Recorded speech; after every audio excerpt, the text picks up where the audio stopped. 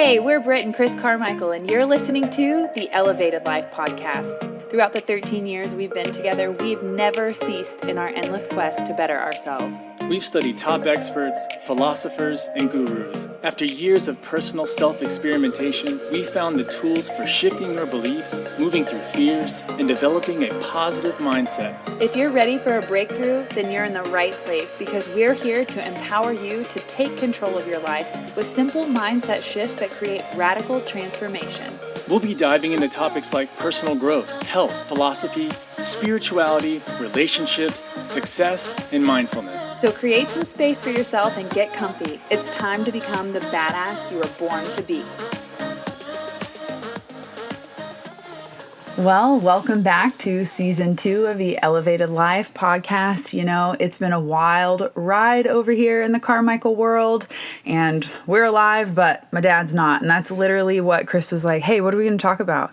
You know, kicking this off. We're ready to get back in it. We've missed it. We want to share all the things that we've been going through, because although it's been dark and although there's been a lot of grief, there's also been a lot of greatness too. And so we kind of wanted to just start season 2 off with this, you know, journey of reflection of the chapter change that we're going through, you know, with the loss of my dad, the launch of my 3rd goddess retreat. I mean, so many things happened in a really quick time that we just needed to take a moment to step back and really reassess our priorities, our boundaries, and what's important to us. So obviously the podcast was a 7 or above, so we are back. Yes, it's amazing when you start to go through things, you know, because when life does hit you, and sometimes we get blindsided by it, sometimes we know that it's coming, but it's sort of impossible to really prepare for it. And then it hits you and you're like, oh my gosh. And then you say, have all the tools that I've been learning how to do, have all the books that I've been reading, have all the videos that I've watched, have all the courses that I've joined, all the coaches that I've been with. Do they work? Is all that stuff that we've been doing going to, you know, amount to a hill of beans whenever I actually need it? And yeah, it does. And the difference that I think is huge is that the pain still hits you. And one of the biggest things that people do is they run from that pain.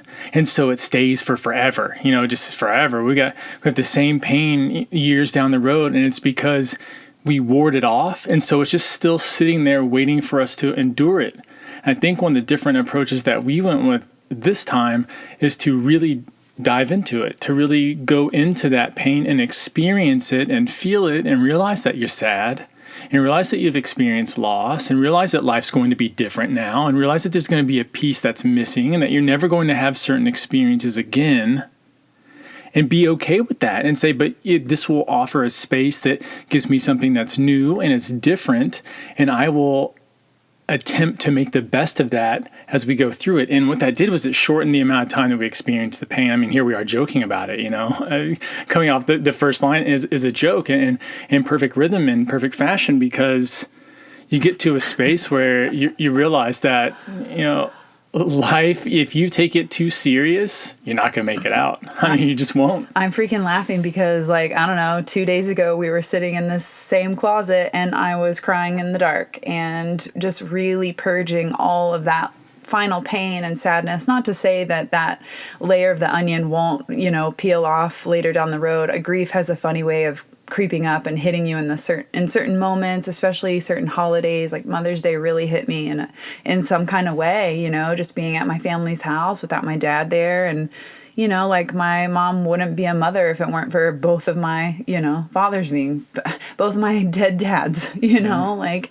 and it was just like, it was surreal. Like, okay, well, I was lucky to have 2 and now they're both gone. And it is interesting because we lost my grandmother. No, we know where she went, but my grandmother passed and then my dad passed. And it's like, wow, these very important people in my life, like very pivotal foundational people who built my personality, my belief system, until I started to discover my authentic self. And what I've come to find is, although I've peeled back the labels and the things that don't serve me and that aren't in line with who I am, sitting at my dad's memorial, I realized that, I mean, the final song we played, he was a musician, and the final song we played was his song called Rise and Shine. And I picked it out, and the first moment I heard it when I was a kid, I thought, this is the song we're going to play at my dad's funeral. Like, there's no doubt about it.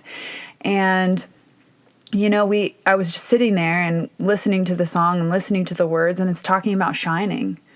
And it hit me like, I'm the founder of Shine School and the Shine from the Inside Oracle. It's like, he had such an influence on the direction of my life without even me realizing and connecting those dots. I thought I was paving my own path and doing my own thing, but, it was just in a different way. He was a Christian rock musician, and he had his message in one way, and I, put a little cinnamon on it and sprinkled it and did it this way. And, that caused some issues in our relationship. He always says, I can never have a normal conversation with you because you're always talking about manifesting. But what he failed to realize is, that we're just saying the same thing with different language. Yeah, not everyone's going to understand you, and not everyone always needs to. And that doesn't mean that you have to be enemies with each other. Because even though he definitely didn't see exactly eye to eye with Brit, the level of love didn't change. It wasn't like, well, I don't love them anymore. It's not that kind of a thing. So there are going to be people in your life that are not going to get it.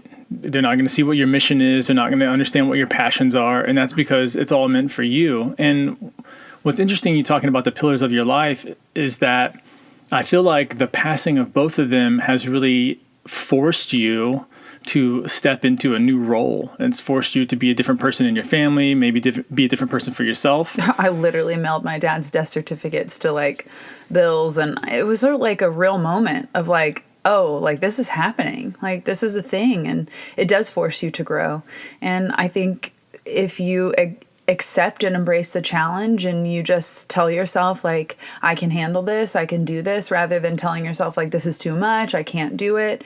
I mean, that's going to be the make or break mindset that gets you through what we're all going to experience. Yeah, and one of my favorite phrases is still, when you go through struggle, is still that what good can come from this. Mm-hmm. And it's fixing your mind around that idea, because otherwise it can be paralyzing if you tune into how negative the world can be at times, and how much hopelessness it's possible to feel. Then you're just going to run your whole life that way, and instead of really focusing on what the solutions are and go ahead and looking for that silver lining right from the beginning, rather than trying to wait for a while and then find the lesson in it. Just start right off. What can I do? How can I make this better for me? And I feel like that's where we went a lot in this time where we've been away. And the other part is, it taught us so much empathy. I feel like a lot of times when we go through it ourselves, we get a level of empathy that you can't experience just hearing about people's problems. It's different when it actually happens to, and you're actually there. Yeah. I mean, yeah, we hear sad stories all the time. Well, at least as a hairdresser, I mean, I hear story after story, and sure, you have some level of compassion, wow, we know that sucks. We would hate for that to happen. But if that particular trauma or pain or loss or whatever has happened to you, you can relate on a much deeper level because you've gone through the trenches. Yeah, and for me watching, I noticed that you can have a big level of empathy without actually taking on the other person's pain. So you can be with them, you can understand what they're going through, you can have a conversation about it if that's right. But at the same time, you don't have to 100% be there experiencing the same pain that they are. You experience it in your own way. I know a lot of us tend to just take on other people's problems. And what ends up happening is that's when the overwhelm comes in, because you take theirs on too, even though you can't solve them, only they can. And then you have your own on top of that, plus your kids, plus your partner, plus all these other people in your life. And then it's too much. And if you're sensitive to that kind of stuff, if hearing other people's sadness really tears you down, that's something that you just have to work on it. And you have to realize that there's a space between the two of you, and let them be in that space with what they're dealing with, and you stay in your own personal space. And the worst part is, if you do solve their problems for them, if they don't want to change, they're not going to listen or take your advice. So you just used all your creative energy on living someone else's life that isn't even going to happen. So you have to kind of stay in your own lane and focus on like, what's your next step? What can you do to really find more peace in your life? And I think that's what, like, that was like my go-to throughout this whole process of, it was a rapid decline of a lot of different types of cancer. And it was very brutal to watch. It wasn't like a peaceful, like, okay, he just like whispered into the wind. It was like a fight, and, you know, he couldn't speak for the last week or so. And it was really intense to watch. And it was intense to watch my mom go through it, and my siblings. I mean, I have an 18-year-old sister, and it was crazy, but I witnessed it, and I just sat back, and I kept asking myself, like, you know, how can I stay at the center of peace? How, you know, and I focused on my breathing. And I did use all the damn tools that we've been reading about, teaching about, you know, like they work. They work if you work them. Yeah. What do you think is really important for someone to do if they know that a family member is going to pass? Like, if you have someone, like, I mean, like, what do you do? Like, all I can think about is like, Dad, will you please write us letters? Dad, will you please record voice notes to the kids who are going to get married and have kids? And his stubborn ass didn't do it. And, you know, I had to go through a forgiveness spray at the goddess retreat. We did a heart chakra forgiveness and had to throw him in the chair and be like, listen, man, what the fuck? Like, why? You sat there with the recorder next to you. Like, why didn't you do it? And in the guided meditation that we do at the retreat where you meet your spirit guides, I was, you know, he told me, like, I'm sorry, I thought I had more time, and I didn't want to accept, like, that this was really happening. I didn't want to leave you guys. And, you know, so my advice, honestly, is say what you need to say. Like, and it's so weird because sitting with my grandmother and sitting with my dad, like, I'm watching them die, and I'm like, this is going to be it. This is going to be the last conversation. Yeah. It's what you're saying to me is that one of the most important things to do is to forgive. You know, you have to, forgiveness always stands in the way of two people being able to really unconditionally love each other. And so once that forgiveness is complete, there's like a reconnection that happens between the two of you. It doesn't mean everything was perfect. It doesn't mean you've gotten over everything. It doesn't mean you've forgotten about things that happened. But there's no longer this barrier that sits in between the two of you. There's no longer a wall. And forgiveness is probably one of the most important things that you can do, because you want to kind of cut your ties with everybody. I feel like one of the best things you can do your whole life is just continuously cut ties, not in like you're leaving the person, but any kind of negative bond that you have with it. And if you think about someone, you think negative thoughts about them, you've got to clear that away. Otherwise, it impedes on so many other parts of your life. I think we need to sage this closet, because clearly, like, there's still emotions in here. But honestly, I just sat there thinking, like, this is going to be our last conversation in the physical, where, I mean, obviously we're all psychic, but luckily for me, we've developed this ability to be able to connect on a really clear level. And so I feel at peace. You know, it feels like a different position, because I can continue to have these conversations, and, you know, I'm not just crazy making it up. Like, I'm doing this for a profession for other people. So it's not just like, oh, well, you know, your dad, you know what he would say. And that's honestly how simple it can be for people and their past loved ones. Like, you know their personality. You know, if you just make that space in your mind and allow for that conversation to happen, it can happen. And, you know, I had to let it go. I had to let go of all the frustrations, and I just understand that, like, we are in different wavelengths, and that's totally okay, because the love was there. I cut his hair, you know, just a few weeks before he passed, and it was the first time I'd ever cut his hair. Mom had always done it since Mom was a hairdresser, and we had such an intimate conversation, and it was like, for me, that was like the closure that I needed, was just to have, like, because he said we could never have a normal conversation. We talked for hours. I asked him about how he got started in the music, and his parents thought he was a rebel. And I'm like, well, look what happened, like, look what you got, a bunch of kids that are rebels. And, we really had the conversation that we needed to have. And it wasn't the one that I wanted to have. I wanted to ask him about, why was he so angry? Why did he carry resentment towards his dad? Like, what was that darkness that was, dimming his light? And he would never have that conversation. I remember asking him, like, hey, what music do you want us to play at your funeral? And he just laughed at me. Like, he would never really have those conversations. But one of the last phrases he said, he was so poetic. He always had fun quips and things that he would say. And one of the last things he said was, keep it deep.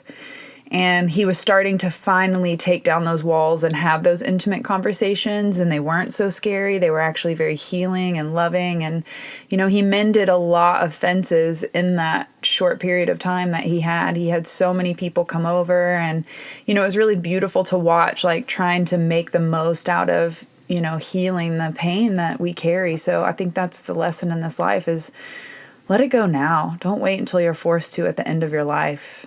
Be able to enjoy the moments, Yeah, one of the things that I noticed at the end of it all is I stopped seeing, I feel like our parents or people that we have in authority positions in our lives a lot of times don't want us to see them as just people. Two people with problems, sort of the way we look up to celebrities. We're like, oh, they're like, they all have this like perfect life, and they're doing these other kind of things, and people are all just people. And it's interesting to start to see a parent or a sibling, in this case a parent, as someone who's just a person, someone who has had struggles, someone who's had ups and downs, and someone who can admit to that. And I felt like towards that end spot, I got to see more of that, more of him, like you said, take down the walls, but for him to talk about that, for him to share that. And seeing other people as people is really healing, because you realize that you get to see them for who they are, the great spots, the spots that they perceive as dark spots, and to love them as the whole entity. I know a lot of times we're all just kind of chasing love and acceptance from other people, and really what causes people to love and accept you is for you just to be normal and just to be open with them, and just to kind of share with like what is really going on, not just what's surface. How's the weather going? Is your day been good? And it's more than that. And it was those deep conversations, and it sparks so much more interest in a person, because they become more multidimensional, and you don't see them in just this one light. You start to see them as, wow, you are complete. You have felt all the feelings. You have gone through like really incredible moments in your life, and you've gone through just terrible, terrible lows, and being able to see the whole thing, it makes it like a movie where you're feeling all these emotions at once, but it makes such more of a human experience and more of a connection. And you feel like, man, there are people out there that go through all this. We don't live perfect lives. It's more of just us moving through life as best we can. Yeah, you are definitely not alone. And that's something that we saw time and time again. We at the Goddess Retreat, we had that responsibility to show up, to serve, to be there for the women, and also to be there for my soul, and to heal and to grieve. And I really appreciate you stepping in on all the meditations and leading those different, forgiveness, meet your spirit guides, inner child work, because Mom and I needed it. We needed it. Yeah, I feel like we don't always take a break from things. Something happens in our lives, and we don't pause for just a moment, just to recollect, just to get the fire stoked back up again. Because we are here now talking about this, where the conversation a month ago would have been harder. It had been much different, because we're still in it. And coming out now, I'm excited. Like, I'm pumped. I cannot wait. I could not wait to get back today and start to talk to people again, to really start to branch out and help, and just, spread that energy, because my cup's full. When the cup is empty, you can't give. And so we knew at that point, hey, we have to take a little bit of a break and just do the stuff and do the work. And that way, when you help other people, you say, hey, there's certain work you got to do. This is not just, you can just happen a day and tomorrow you're back again. Hey, I'm ready. It takes time. And I'm so glad that we took that, because a lot of us don't honor ourselves enough to do that. We forget that we are tough, but at the same time, we're very fragile. And being able to figure out what kind of fragile you are and tend to those needs and make it happen was awesome, because when we showed up at the retreat, the whole thing just was phenomenal. I didn't know I would like retreats. When you first posed like, hey, I think I want to do a retreat, an in-person thing, I thought, no way, please don't do that. Really? But I think about that about a lot of your ideas. Oh, yeah, well, that's probably true. But you're always your level of excitement about them, it always carries me to like, okay, this is she's excited about it. We'll definitely at least try it out. If it sucks, we won't do it again. But man, retreats have become one of my favorite things. See, that's why I'm trying to get you to come get pedicures. Like, they're amazing. Just give in. I do not like pedicures. Just give in. It's not my thing. Oh my gosh. But yeah, I agree. I think the retreat this time in Colorado was honestly the most healing and life-changing, not only for me, but just it was like the time, you know, they say it's all about the timing, like the timing of where everyone was at in their life, what they were looking for, what they had to contribute. Like, it was like the universe just conspired to bring all the right people, all at the right time and it seems like that every single time. But in this particular one, maybe because it was bigger, maybe because I needed more healing. I don't know. Like, I don't know what it was, but there was just some kind of magic that was in the air, and it was very healing for so many women. I mean, I don't even know what to say. Like, top 5 takeaways from the retreat, I guess, would be, the first one is you're not alone. The second one is to make healing fun, and to not do it alone. Like, you isolate yourself because you think nobody gets you, but the truth is we all understand what pain is, and we all want to be loved. And so we can all connect. And that was the biggest thing, connection. I think the other big takeaway was yoga. I asked all the goddesses in their testimonial videos, what was your favorite part? And they all said, oh my God, the yoga was so healing. And it's so crazy how, I mean, on our last vacation with Dad, we were taking yoga teacher training to become certified. I mean, we've been doing it for almost a decade, but why? Like, why did we even get certified? You know, looking back, it was just something felt right, and we said yes. And not that I've needed the paper to feel like I am a yoga teacher or facilitating the healing and the practice, but I don't know what happened in the yoga sessions every morning. It was just so powerfully healing. And yeah, the problem is that most of us don't know ourselves.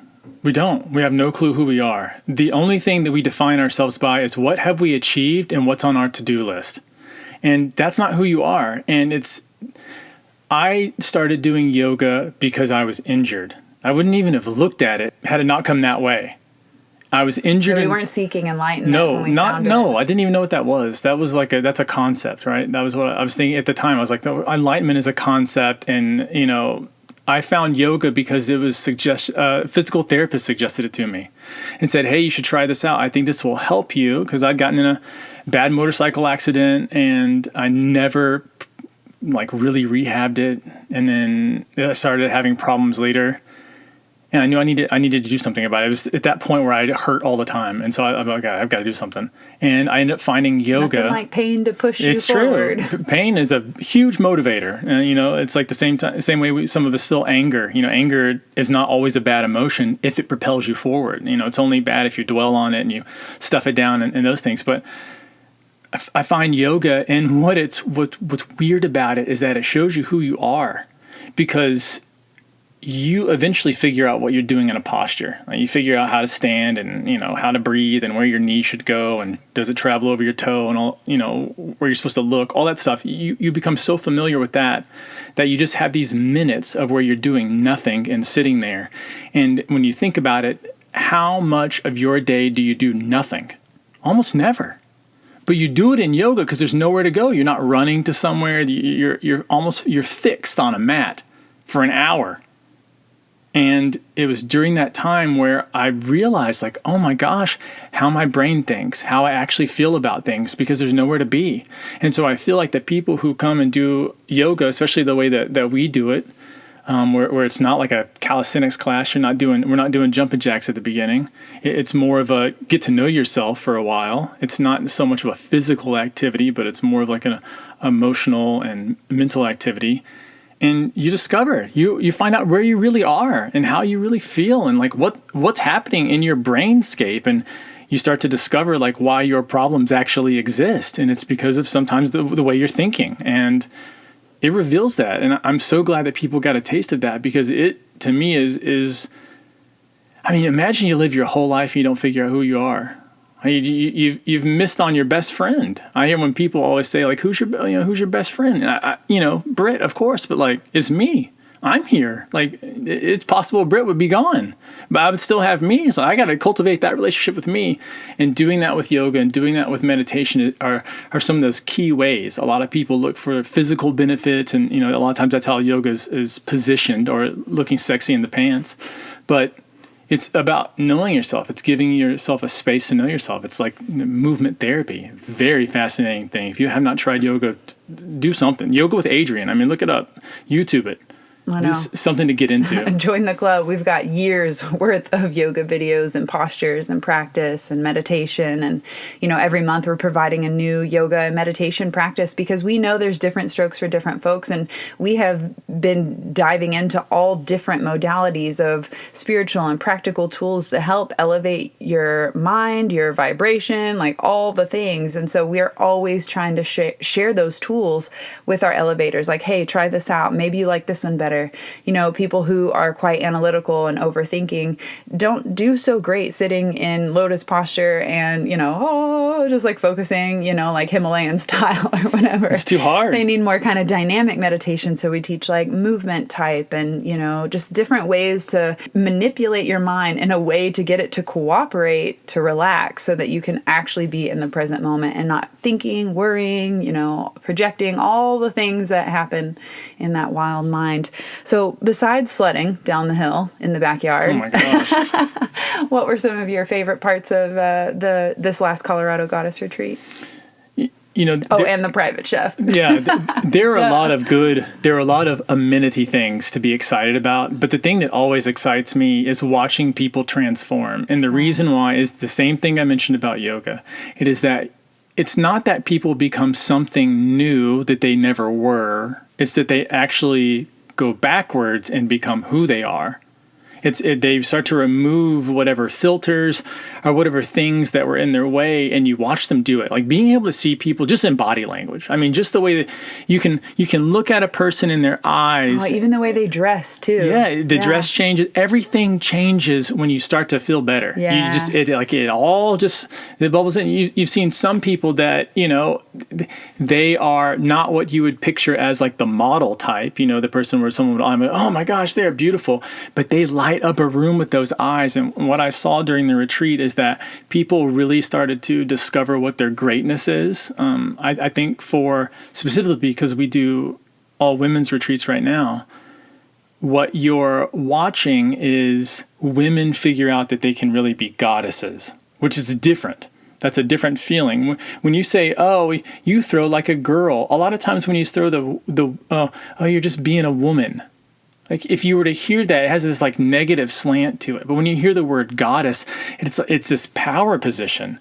And for a lot of women, they have not really experienced that. And being in a space where you're surrounded by women who are also discovering that they are goddesses, it's a different thing that happens. It's like you get put in a place where your normal thinking says, no, that's never possible for me. But then when you watch everybody around you do it too, you're like, oh my gosh, it is me. And so sometimes the best part about the retreat is the space that is there, and we're in a 10,000 square foot house on the mountain. Like I'm not talking about that. I'm talking about the space that everyone who shows up is needed to create.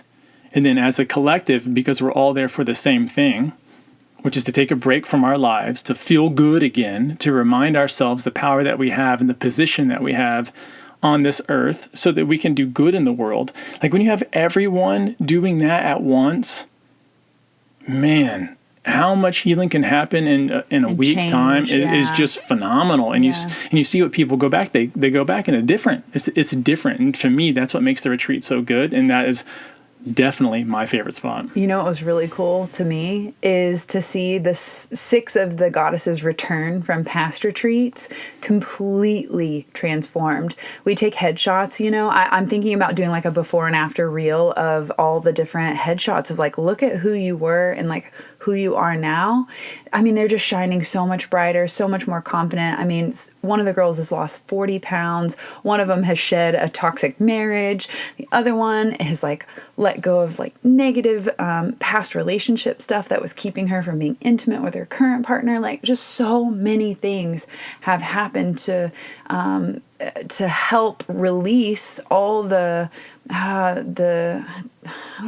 burdens is what I feel like. Women carry burdens, like us feeling like we're weak or too emotional or too big or too much or too sensitive or too whatever. But that's really our power. And I think the biggest takeaway that a lot of the women experienced at this last retreat was that their anxiety is really a mask for their magic and their power. Like they just don't know what to do with all of that emotion, all that energy, all that flow going through their body that we call it anxiety. And people on the outside, like if you don't have a supportive partner to help understand what you're going through, could say like, oh, you're just being crazy again.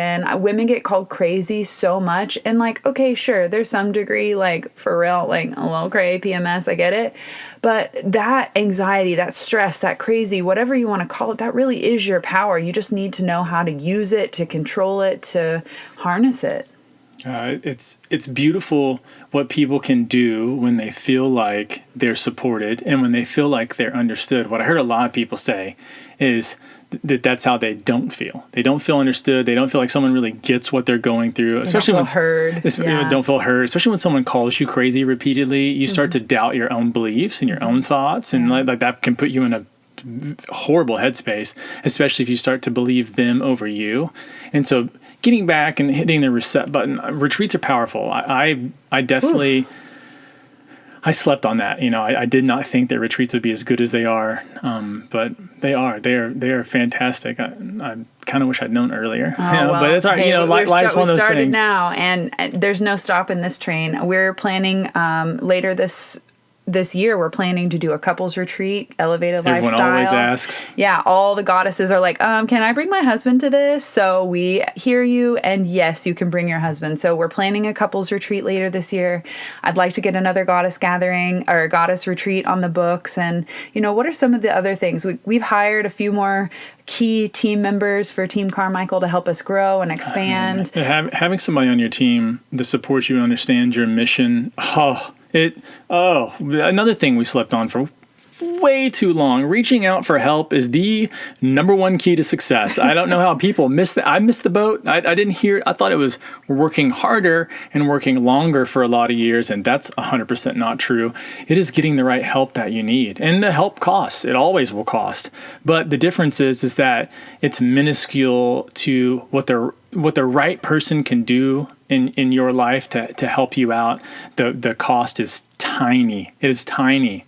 In the beginning, it looks big, and it's always like, it's like, oh my gosh. It's kind of like in Shark Tank when the shark is like, I want 20%, and the asking was like 8. Yeah. And it's like, I don't want to give up that much equity, but you're getting a shark. It's a shark, and they're gonna help you grow to like billions or millions, something that you could never do on your own that fast. So in the long run, it makes a whole lot more sense to give up that chunk in the beginning so that you can grow beyond what you could ever take it to. And that was something that I definitely learned from my dad. He was so good at construction, but he only worked for himself, and it was very rare he would allow help or crews to come in. So he's like literally building a house from like foundation to roof pitch, by himself with maybe one extra person. And it took him a long time. He would undervalue his work. And it left us in a financial strain our entire life because of the worth issue and not asking for help and not allowing himself to, he wanted it to be perfect and no one can do it like him. And that's true. No one can do it like you, but you can train them to do it almost like you. And it will get, and it's just like, you have to trust the process. You're going to go through bad lemons. Okay. You're going to go through people that aren't the right fit or don't get your vision. And that's okay. They're there to help you grow. They're there to help challenge you. They're there to help you figure out what you're here and what you stand for. I mean, I don't let one bad apple make you think that it's not possible to have the perfect right team. It's funny because that's the case in so much of life, and we hold on for too long. I'm thinking about relationships. Like there are a lot of times, there are so many people out there that are not right for me. They're not. And I can date them and I can show up perfect and I can be every possible thing that I could ever be. And I am 100% not right for them. I'm not right. And that's okay. Like they are right for someone else, just as you're right for someone else. So when you have to let go of somebody in a team position, or when you're going through that cycle of when you're trying to figure out, is this the right person for me? Stop being so attached to that singular relationship. Just build the relationship as good as it can be. And when it can't be, it can't be. And that's okay. Like just move on to the next thing. All you want to do is keep your goals and the solutions kind of in the forefront of your mind and be looking at them. Does this help me out here? And man, but when you get the right people, God, it's helped. It's been such a blessing. And we've realized that the busier that we get, the more we have to either delegate or outsource in some way, because you lack the time. We're all have the same time in the day. But if you're going to have big dreams, you're going to have help. There's a lot that you can do on your own, a lot. And some people are so efficient and can make it happen. But man, when you do it right, when you get them, you just finally take a break. You can say, man, I have a breather now. I couldn't agree more. It's you get to the point where you're like, I can't do all of this. And that may be if you're a single working mom, you may already be at that point, and it's worth investing in that help, in that house keeper or that babysitter or whatever. It may seem like a lot, but it will take so much of that pressure and like energetic strain off of you. You'll have more energy to fulfill those like bigger dreams that you have, to make more income or, to do more for yourself or whatever the case may be. And I just want to say thank you so much for your support. If you are still here to the end, we appreciate you so much for, showing up on the Elevated Life podcast. Season 2, you're going to see a lot more behind the scenes of our business. We're going to be bringing on some new guest experts and share some of their wisdom. Like we're going to spice it up here on the Elevated Life. Yeah, there's going to be so much to look forward to. This year, we really want to show you more of what's worked for us and kind of show you what things we've tried that had big pitfalls, that where it fell flat. And so you can be able to do these things so much faster. Happiness isn't something that you'll go buy. It's something that you're going to cultivate, and knowing how to cultivate it is going to lead you to a better, more fulfilling life. Oh my gosh, I know exactly what our next episode is going to be about. Getting off that final coaching call with Rami, we built her website. She's about to launch her spiritual coaching practice in the world. And she's like, I thought hiring a coach and building this website and hitting launch, like I would feel it, like I'd be at the top, like it would be this thing. And she's like, no. I'm like, what's next? I'm like, oh snap, she's hitting that lesson, Yeah. So I think we should talk about the lesson of like, none of these goals that you have are it, but we're going to teach you how to enjoy the journey upon going after those goals that would be fun to experience. All right. We'll catch you guys next week. Peace. Thanks so much for tuning in to the Elevated Life podcast. Want more? Join us at theelevatedlifeclub.com for mindset upgrades, lifestyle hacks, and spiritual tools to elevate your soul. Each month features a new masterclass, meditation, yoga practice, and more to help you transform your life one step at a time. Come join the 7 or Above Club.